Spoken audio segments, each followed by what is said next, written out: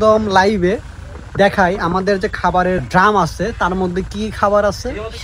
Hello, আসসালামু আলাইকুম। আমি মোহাম্মদ সাব্বির হোসেন, পাবনা থেকে বলছি। তো আমরা 2 সপ্তাহ অলরেডি পার করে ফেলেছি। তো এখানে কিছু কমেন্ট পেয়েছি, সেটা হচ্ছে মাছের খাবার নিয়ে। তো আপনারা জানেন নর্মালি গ্রামে সাধারণত এরা মুরগি, হাঁস, গোবর এগুলার বিষ্ঠা খাওয়ায়। তো আমাকে একজন বলছে যে তোমরা এগুলো খাওয়াচ্ছ কিনা, কারণ সে অলরেডি মাছ চাইছে। তো সে বলছে এগুলো কিন্তু খাওয়াইলে আমরা কিন্তু মাছ নিব না। তো তাকে আমি বলছি যে না, এগুলো আমরা না, তারপরেও আমি একদম লাইভে দেখাই আমাদের যে খাবারের যে ড্রাম আছে তার মধ্যে কি খাবার আছে সেগুলো একদম দেখেন। তো দেখেন আমরা কি খাওয়াচ্ছি। প্রথমে এর মধ্যে কি আছে দেখেন, এই যে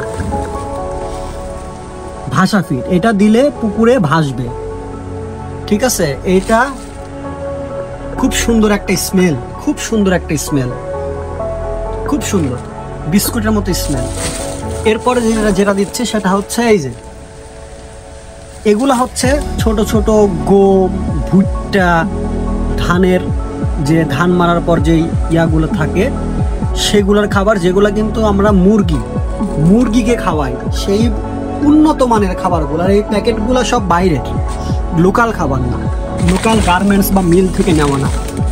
ইন্টারেস্টিং বিষয় হচ্ছে এই যে এটা কি, এটা হচ্ছে গম, যেই গমটা আমরা নিজেরা মানুষ খাই। তো হ্যাঁ, মানুষ যেটা খায় তার থেকে 1 গ্রেড নিচে, এটা মাছের জন্য। আর এটা হচ্ছে খোল। খোল তো আপনারা জানেন যে সরিষা বা বিভিন্ন তেল জাতীয় পদার্থ, বীজ, এগুলা থেকে চিপে যে অবশিষ্টাংশটা থাকে সেটা হচ্ছে খোল। এবং এর ভিতরে আর কোনো এক্সট্রা খাবার নেই।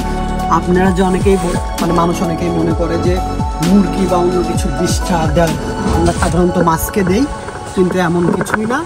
এখন আমরা মাছকে খাবার দেবো, কি দিচ্ছি সেটাও দেখে নিই।